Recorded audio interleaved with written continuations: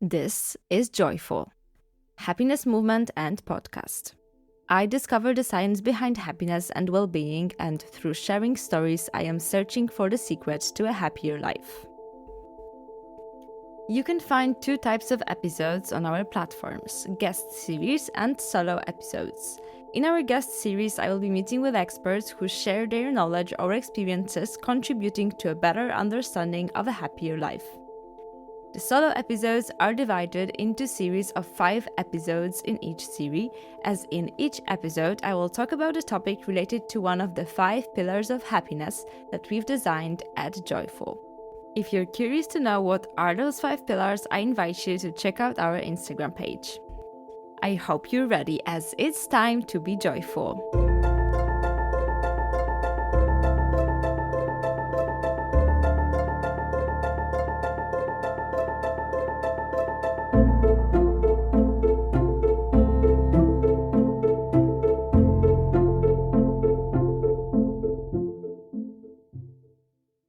I wanted to make this episode scientific. But then, as I was preparing today's episode, I discovered this tendency I have where I'm trying to make everything work according to certain rules. The rules that I have in my head, that I think this is supposed to look like that. And even worse, I realized that I try to make everything work according to the rules I've learned at school. I realized that as Joyful is my very own personal project, I do not have to follow these classic conventions, and I can do it my way, just how I want it. So today's episode will be 50% scientific and 50% me. After talking to Professor Russell in the last episode and taking into consideration my current research projects, I thought that I make this episode about light and colors and their impact on our mood and well-being. So as I was preparing, I started going through tons of articles, books, YouTube videos, trying to understand the physics of light and color, planning to lay out here an hour-long lecture, basically, on how our visual system works and on everything you need to know about light. When I listened to it, I realized that this sounds like a 6th grade science book. So I thought that this is not how I want to build this story, because laying out these facts is a lost battle. If you put me next to ChatGPT and you ask about the physics of light or about the impact of light temperature on our well-being or about the differences between all the different light bulbs or lightnings, I'm sure that I will be resoundingly defeated. So this is why I will approach the topic differently.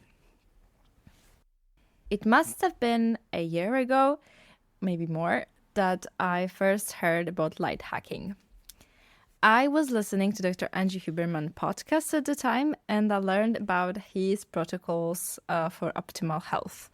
So this has been a craze for some time now. I don't know if there is still anyone in the internet who has not heard about Andrew Huberman, but just in case, for those who might not know, let me explain that he's a neuroscientist and an associate professor at Stanford University, which is an important part of his image, who became immensely famous through his podcast, where he brings scientific knowledge on the functioning of human physiology and psychology, and he educates people on how to ameliorate their everyday life by implementing some good and healthy behaviors.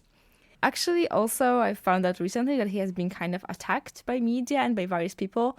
Well, I think that, as always, the amount of haters is probably some kind of a measure of your success, right?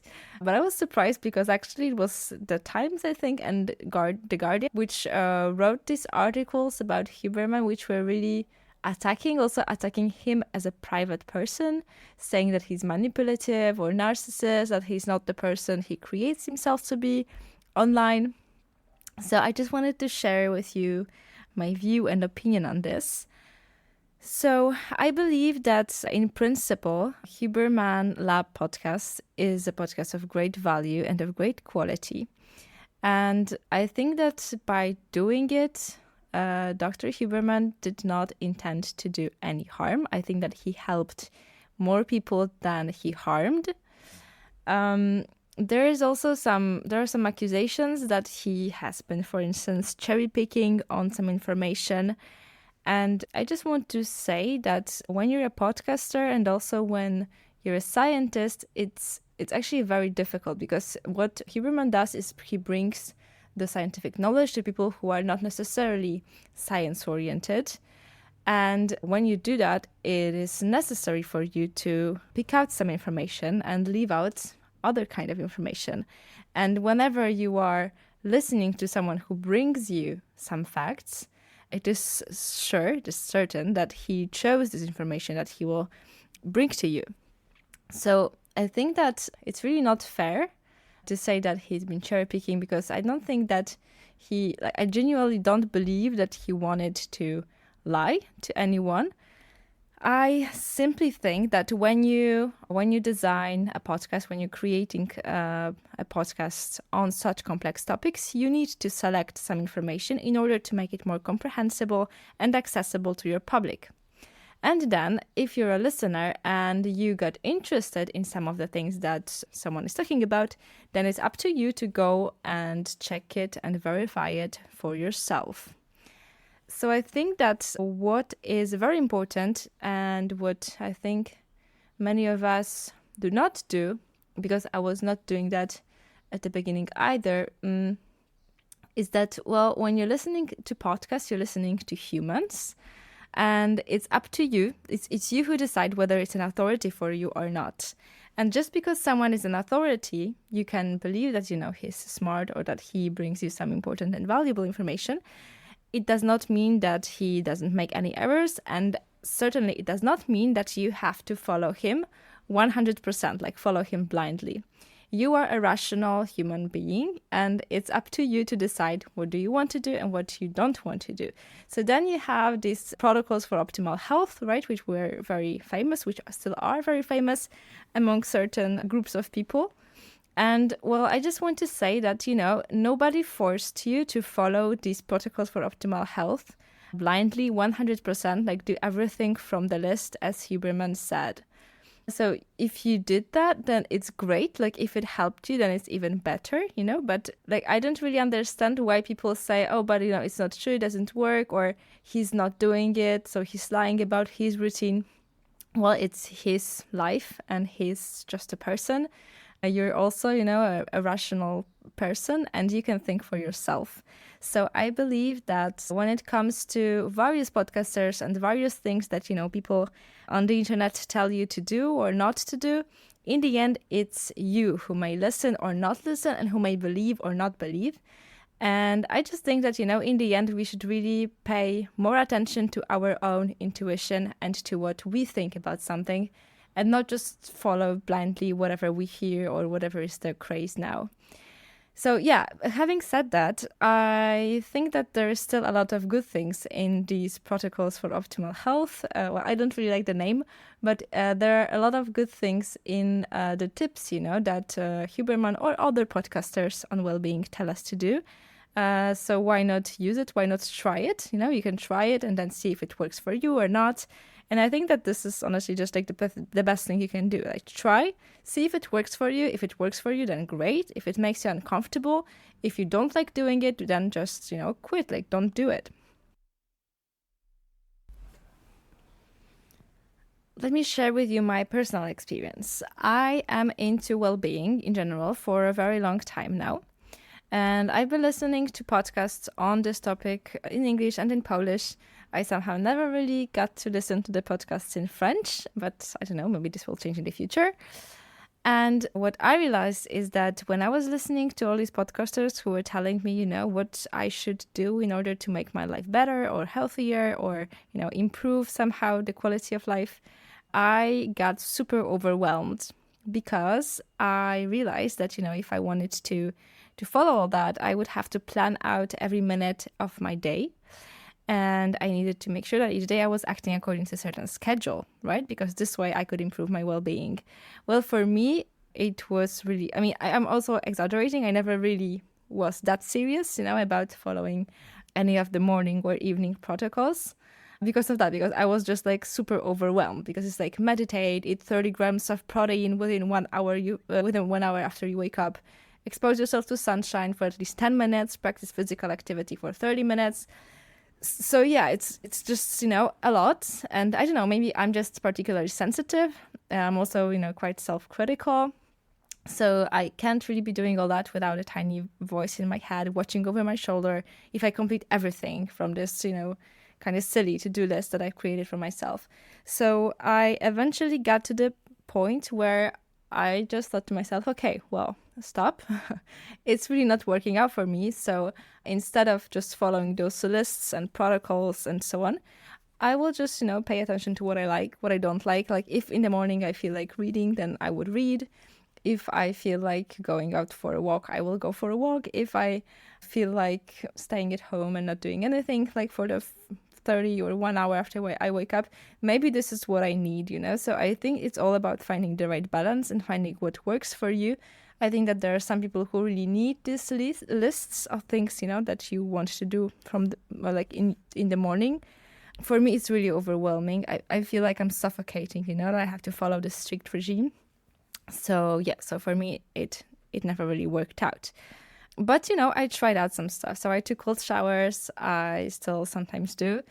I tried also light exposure, and I still do light exposure. So I want to talk about that and discuss what's the deal with light. Huberman, but also other scientists, of course. I'm talking about Huberman because I think he's most famous, and I don't know, for me it was really where it all began with these health protocols. So anyway, you can hear people say that getting sunlight in your eyes within the first hour after you wake up is really beneficial for our mood, for the levels of alertness and focus throughout the day. So I did some digging because I wanted to find out why and what is the deal. I have this thing that when I'm trying to understand something, I have to get to the core of it. So when I heard about morning light exposure, I started to ask myself, well, how would that work? I thought that I would like to start from the very beginning. So how does light work and how do we perceive light?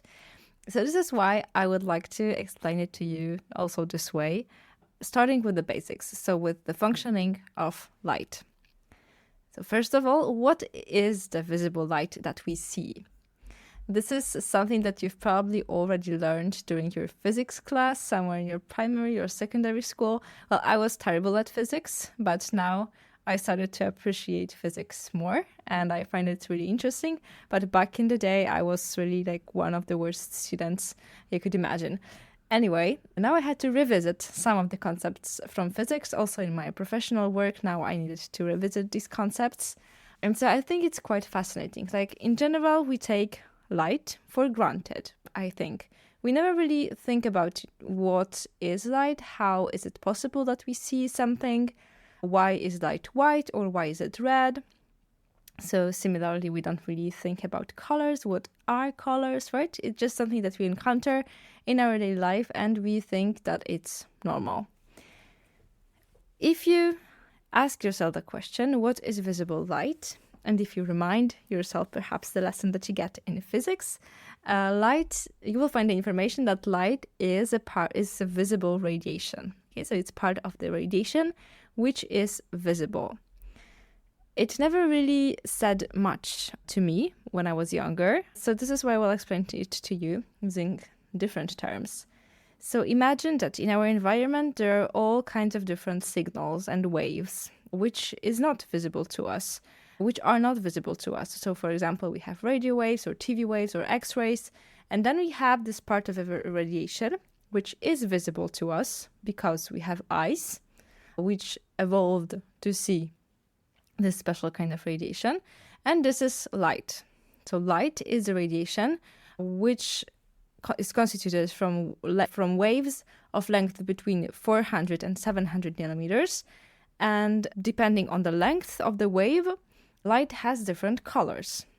Then the visible light we see is a mixture of all these different wavelengths and all these different colors, which we view as white light. So let me tell you again, in our environment, there is lots of different kind of radiation. The one we see is visible light, and it is between 400 and 700 nanometers.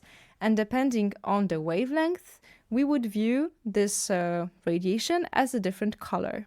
However, since all these ways they interact with each other in our environment, we see white light. It's a mixture, okay, of all these different wavelengths. Then, if you would, for example, take a prism, you could see how this light is composed, in fact, out of different colors.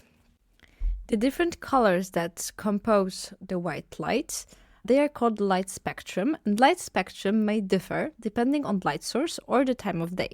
For instance, in screens, there is more the so-called blue light, and in candlelight, you will find more red light.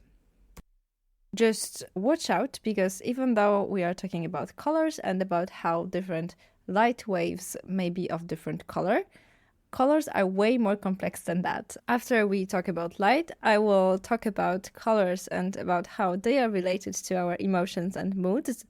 And this is when I will tell you a little bit more about why colors are not that simple.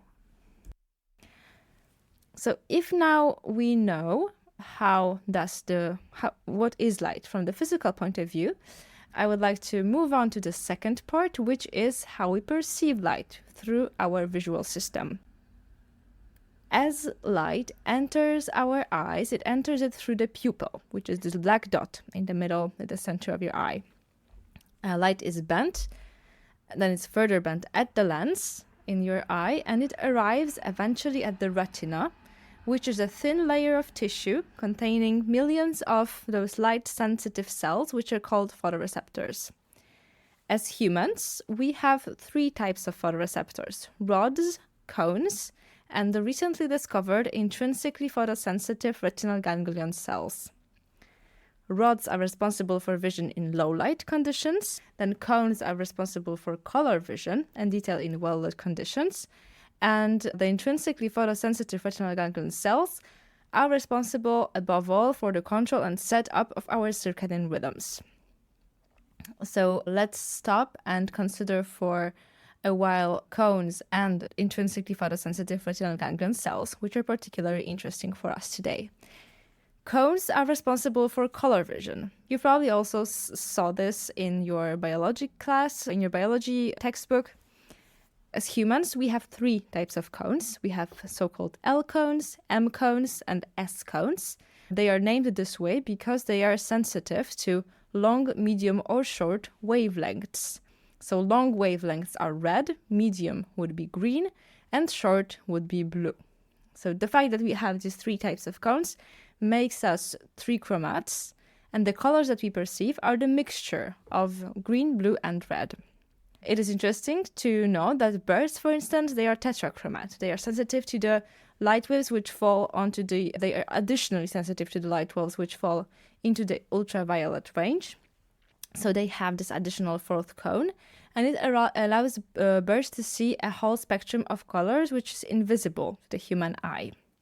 I first learned it, I think, in a podcast that I was listening to, and then I checked out the book which explained different properties of sensory systems of different animals. It's called Animal's World by Ed Yong. I will put it in the description of the show. And yeah, it was fascinating, to learn that all different species, all different kinds of animals, they have different sensory systems, which eventually makes them perceive the world around us in a completely different way than we humans do. Like, we think that everyone perceives the world as humans. Well, in fact, it's not true. Like, if you have a dog or a cat, you probably know that it perceives the world completely differently than you do. Like, for us, our dominant sense is vision. For dogs, for instance, it's smell, right? So even this makes a huge difference if you think about what would it be like to be a dog. Sorry, let's get back to the main thread of this episode. So the third kind of photoreceptors are these intrinsically photosensitive retinal ganglion cells. As I've mentioned, they're responsible for the control and setup of our circadian rhythms, and they are especially sensitive to the absorption of short wavelength, so blue visible light, and they communicate information directly to the area of the brain, which is called the suprachiasmatic nucleus, also known as the central body clock. So the name itself is not that important. It's just for you to understand that this third type of photoreceptors is responsible for management, we can say that, of our circadian rhythms, And when it receives blue light, it communicates information to the so-called central body clock. And then this activates some mechanisms which produce melanopsin, a hormone which increases our alertness. So basically, when these photoreceptor cells receive blue light, it's a signal for them that we should be more alert. So as you can see, on one hand, light is a physical phenomenon. On the other hand, however, we also perceive it in a specific way. So we have these special photoreceptors, we have our eyes, which have evolved to see the visible light. Everything we see in the world around us is perceived thanks to the existence of light. The signal in forms of waves is first received at our eyes, and then it's being further processed in our brains, and this eventually allows us to form a stable representation of the world around. Just a quick break. If you would like to engage in a small act of kindness yourself, go and follow us on Instagram. It will help us grow and develop this initiative. You can find us under the name Joyful, that's spelled with 10 U's. And if you're feeling particularly generous today, consider rating our podcast on the platform you're using to listen to us. It only takes a few seconds of your time, but it will bring a huge smile to our faces. Enjoy the rest of the show.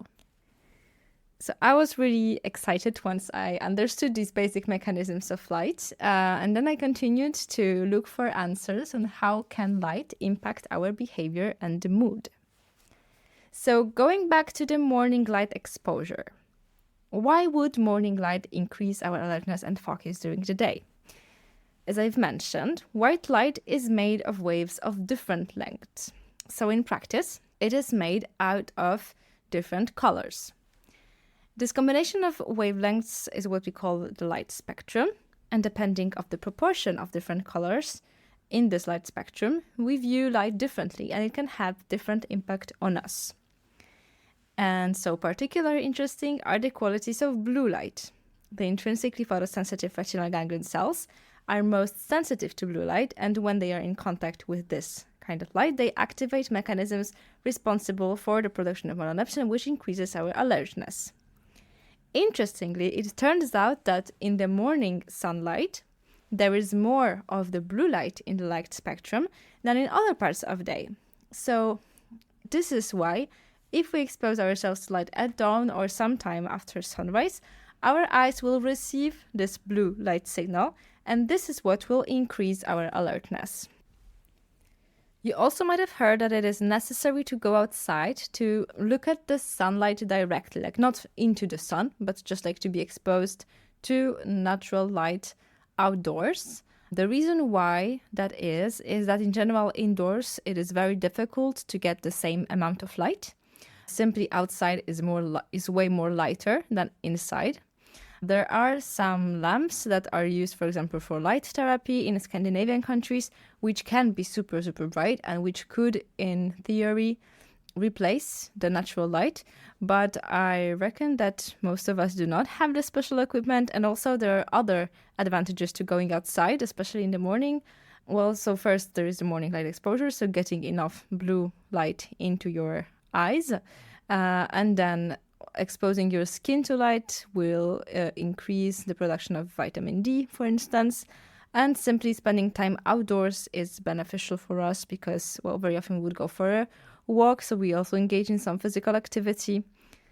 So yeah, why not? I mean, if you have the time and if you enjoy it, if you also feel the difference yourself, then keep it up and just go outside, especially if you're working at your desk all day. If you're working from home, then I would really advise it, recommend it to you, just, also for the sake of your mood. I know that if I don't go for a walk in the morning, for a 10-minute walk, I feel worse during the day. So this is like an good enough reason for me to do it. There's some light, so there's some extra benefit for my walk. I do it mostly for the sake of my mental health, but morning light exposure is a thing, and it works thanks to this mechanism of blue light, which promote alertness and focus. Very often you hear about blue light only in this bad context of blue light being harmful. So here it turns out that it also has some benefits, So it turns out that blue light is just a type of light. It's not like it's the bad light. It's a light that you should avoid. It's a kind of light which exists in our environment and in our everyday life. It's really important because if there was no blue light, then it would be very difficult to steer our circadian rhythms. Blue light can actually have some positive effects. So, for example, in your workplace, very often there is more blue light in the light spectrum of the light bulbs which are used because, well, first, we are often using LED lights, which are more energy saving, but which also very often have more blue light.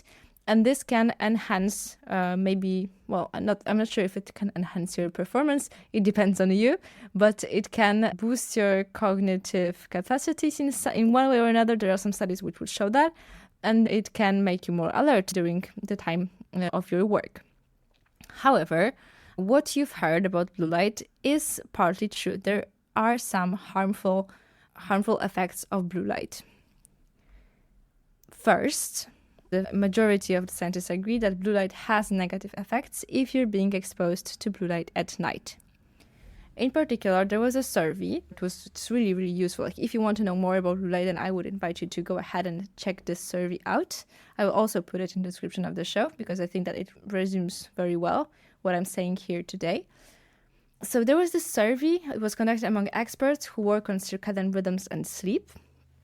And above 90% of them agreed that exposure to blue light at night, so for instance, when you're doing shift work, has important impact and disturbs our natural circadian rhythms. This is something that you will find in the majority of the studies, and scientists agree, and it's rare that scientists agree with themselves, but they agree on this particular fact. So being exposed to blue light at night is harmful.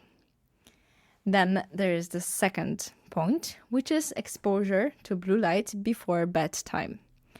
You might have heard in the era of well-being podcasts that you should avoid being exposed to blue light before bedtime, and so avoid screen time, for example, or use night shift on your laptops or on your or on your smartphones.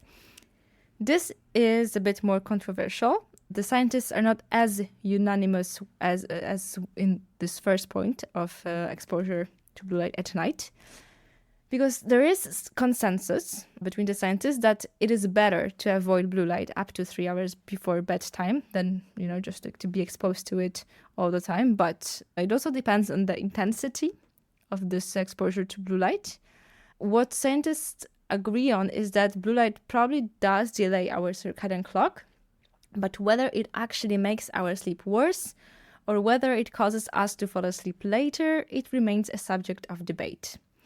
And this is also something that Professor Russell said in our conversation from the last episode, which is that what is particularly disturbing when you're using your smartphone or when you're watching TV just before you're going to bed is the fact that you're very often emotionally stimulated through either your social media or a film that you've been watching. So even if you're reading a book which is particularly emotional, it may also cause you to have some problems falling asleep.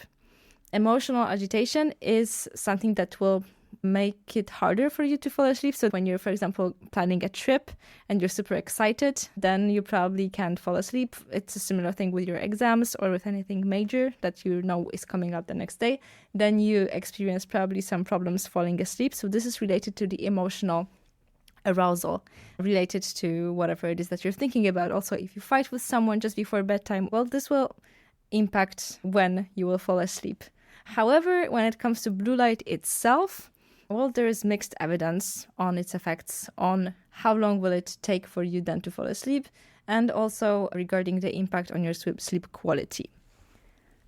Finally, something that is also very important to mention is that in research in general, there are different types of measures. So when you read a research paper or when someone's telling you about some studies that have been made, there are a lot of methodological issues that you should take into consideration before you believe in this study. There are some obvious things, like, for example, sample size. Like, if you have a bigger sample, then it's more probable that the result is accurate. So this is the first thing. Then replication. So we aim in science to replicate the results. If the same result has been shown by various scientists in various experiments, then it's more credible. than if it's just a result which has been shown one time. And then finally, we have objective and subjective measures. When we are studying some things such as, for instance, sleep, you have objective measures, which can be, for example, the time of sleep or some other physiological parameters. We have also subjective measures, which is simply asking participants, how did you sleep today? It's important to remember that subjective measures can be more sensitive to, for example, placebo effects, and that very often we just may be persuaded we had a good night's sleep or we had a bad night's sleep, and it does not really have a lot to do with what our sleep actually was. So it's just to say that, well, science is powerful and it can give us a lot of very useful and important information, but it has also different issues, methodological issues often. And so just so you know, when you're reading an article, when you're reading about the results of a study, just ask yourself what kind of measures did they use, were they objective, were they subjective, do you think they are credible? Then you can go ahead and see if it was replicated, and you can take a look at the sample size, how many participants were there, and this will give you a more accurate idea of whether this particular study was, whether you should trust this study as something that you want to perhaps implement in your life or not.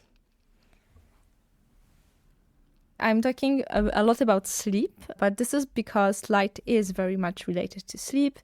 In general, I think that in science, everything, like in neuroscience or in cognitive science and psychology, everything is really related to each other. And when I want to talk about light and its impact on our mood, it is related, to all these different parameters of alertness or focus, or if you had a good night's sleep or not. So this is why I'm talking about sleep. Since I'm talking about light, sleep is just something that is very, very, very much related to light. And also, I'm talking about that because it has become a very important subject in my life. My boyfriend, he was super preoccupied with optimal sleep routine a while ago. Also because he does have some actual trouble sleeping. For instance, he wakes up at night and thinks that I'm his patient. So he was thinking about buying special glasses, those orange glasses with a filter, which filters out blue waves from the light spectrum. Well, the idea is that you wear these glasses in the evening, and so you are not exposed to some additional blue light, which can perhaps your sleep.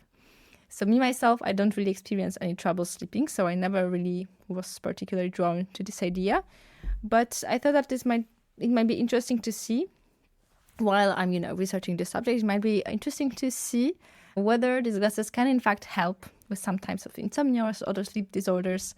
So I looked at the website of one of the producers of these glasses, and I was happy to find that there are a lot of resources which help understand the potential buyers. Why would they like to use them? The majority of these studies reported that blue light causes the suppression of melatonin. This is probably something that you also heard yourself very often about blue light, that it causes the suppression of melatonin and impacts our sleep or circadian rhythms. So something which is very important here is that while blue light does suppress the production of melatonin, its impact, so whether the suppression of melatonin impacts our sleep quality, is more complex, because our sleep is a very nuanced phenomenon. It is influenced by a variety of different factors. It is individual and a flexible behavior, and each of us may react differently to light, to emotion, to stress, and they all have an impact on our sleep. So if you want to wear those orange glasses or whatever they are called to suppress this blue light to avoid being exposed to blue light in the evening hours, you can try it and see for yourself if it works or not. From the scientific point of view, there is mixed evidence on, the effectiveness of this kind of interventions. Some studies say that it does help people who have problems sleeping.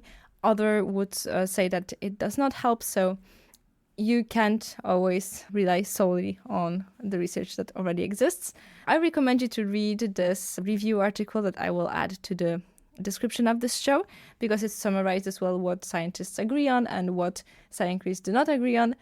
And so if you have problems sleeping, you might consider getting these orange glasses, because it may help you, but it's not suppress just because you're not exposed to blue light anymore, that this will help you, because sleep is very complex and there might be also other factors that cause that you have trouble sleeping. And still, I think the very first thing that you should do, if you do have some problems falling asleep or you wake up a lot during the night, consult your doctor, your physician, and see what does he propose. What are some basic, the first steps that you should take if you experience this kind of difficulties.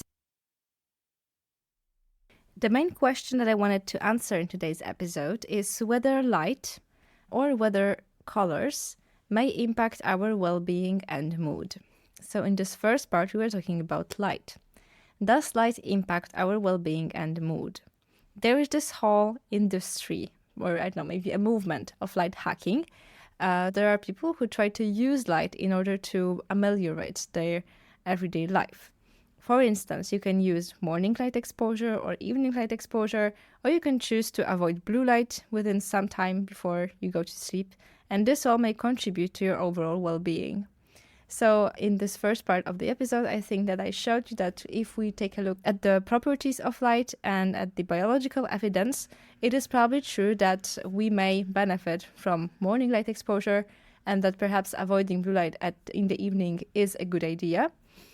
But for me, very often when I'm thinking about these protocols, I'm like, okay, so I want to make my life better. But I think that if at the baseline, you're kind of in a normal position where you don't have any difficulties, I'm not sure whether these health protocols may actually help you that much. So I'm very often looking for those magic solutions. I'm pretty sure that you're also looking for them sometimes. So I'm like, okay, if I turn on the red light, can it make me more happy or more aroused? Or if I turn on blue light, would it make me want to fall asleep? Well, I'm making it up, of course. Anyway, so let's try to focus on that. We use light not only to optimize our health, but we use it in our daily lives, and we use different kinds of light. So is there a difference between candlelight and between the LED light that you have at school? I think that the obvious answer would be yes, of course there is a difference. The biggest difference here, I think, is in our subjective experience of this kind of lights. So when I use candlelight, I am way more relaxed, and it brings this kind of ambience, which is definitely not there when I'm in a room which is lit by a LED lamp. Perhaps you would like to know whether there is a scientific evidence which would prove that our mood changes with different kinds of light. There is mixed evidence on that topic. There are ongoing studies which try to investigate the impact of color on mood and color on emotion, but this is very complex and complicated. If you want to know it because you would like to include some kind of changes in lighting in your own daily life, then I think that it's a better option to just try it out and see whether you yourself experience any differences in mood.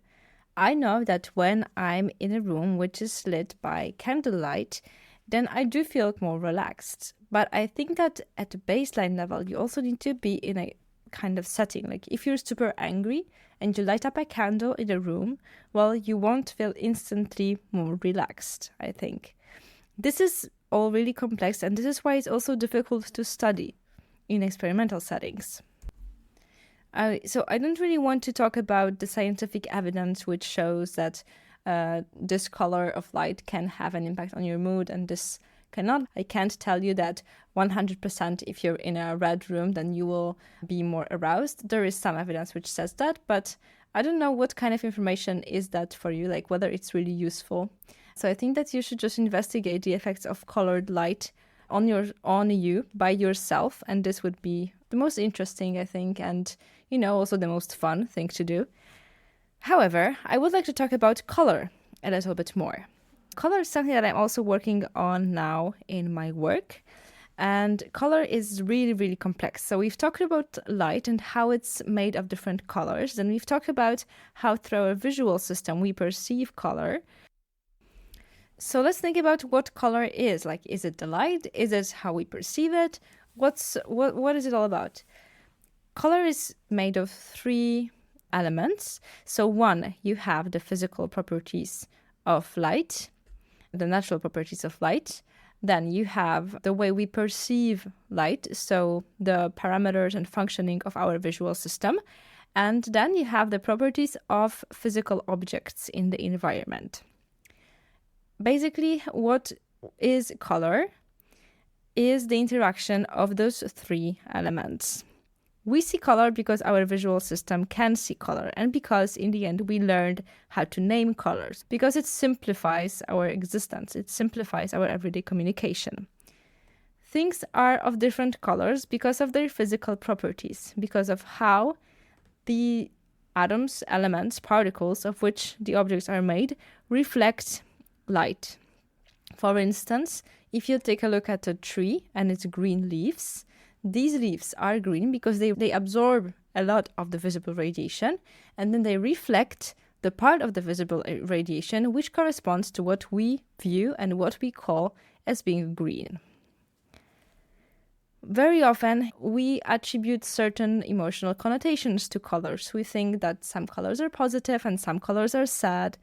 English speakers may think that blue is a sad color because you say you're being blue, or you're listening to the blues, which is a sad kind of music. It was supposed to be a sad kind of music. So there are all these kind of emotional connotations that we have to colors. Whether colors can actually evoke emotion is a way more complex phenomenon. So just ask yourself this question. The majority of people agree that yellow is a very positive color. Would having yellow walls in your room make you happy every day? Well, probably not. This is because when it comes to these kind of things, there are a lot of different elements which may contribute to your feeling of happiness. Then, of course, the thing about being in a certain emotional state is that they fluctuate and they are a result of many different processes. You can't simply be in a good mood just because you're seeing a yellow color. And this is the biggest issue I think we have with this kind of questions, like, can a color impact your emotion? Can it impact your mood? It can, probably, to some degree. So if you're already in a mood which would promote some kind of emotional reaction, and on top of that you are exposed to a color which will additionally promote you being happy or sad, then perhaps it will have a bigger impact on you. Then there is the question of whether artists use that in their art and in their paintings, whether they communicate with colors, having in mind those different connotations to colors that we all have. What science knows today about colors is that we all share similar connotations to colors, which are further shaped by geographical distance and language. In general, the majority of people attribute color red to emotions such as love or anger. We attribute positive emotions and positive feelings to yellow, but also in general to lighter colors. So for instance, to pink or orange, and then darker colors or less chromatic colors such as gray would be associated to sadness or to other more negative emotions. Interestingly, yellow is a positive color, and then we have, this notion that also sun is something positive, and when it's sunny then we are instantly in a better mood. So I was also curious to know whether there is some kind of scientific evidence that would tell us why is it that when it's sunny outside then we are in a better mood.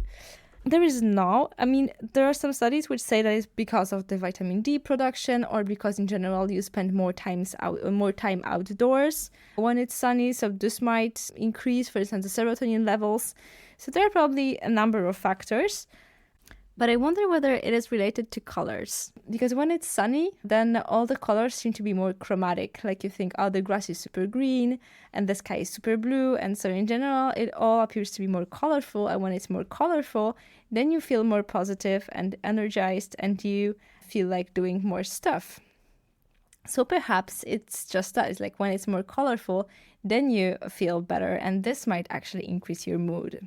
But I did not find any studies on the subject. So if you did find a study on this topic, then I will be happy to read it and let you know whether surrounding yourself with colorful objects may actually have an impact on your mood. I believe that there are no magical solutions, unfortunately. I am looking for them, but as I investigate the questions that I have, which arise as I'm working in science, I realized that there are probably no magical solutions. Is there something, this one thing that may actually enhance your mood? I don't think so. I think it's a mixture of so many different factors that it's not so simple just to expose yourself to yellow and you'll instantly be happy. However, if you are looking for something that could, modulate your mood, maybe change it from one mood to another, then music seems to have more power.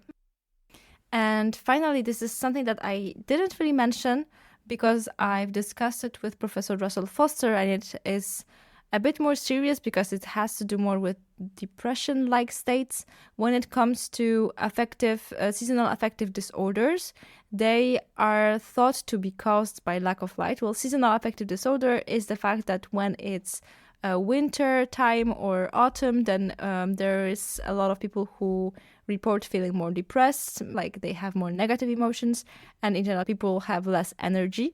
This is probably related to the amount of light that we get in this period. And this is why, for example, in Scandinavian countries, you have those light boxes, which can be used for light therapy. And this can ameliorate the symptoms of the affective seasonal disorder. So here, light can actually enhance your mood and improve your well-being if you are experiencing this seasonal depression.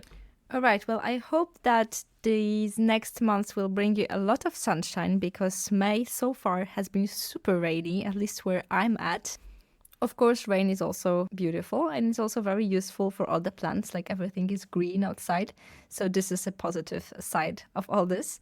I hope you really enjoyed this episode. I tried to share with you some of my thoughts, some of the scientific evidence behind the mechanisms of light, and some information on colors, which are also really interesting for me personally. I hope you enjoyed it, and I will see you back soon at Joyful. Cheers!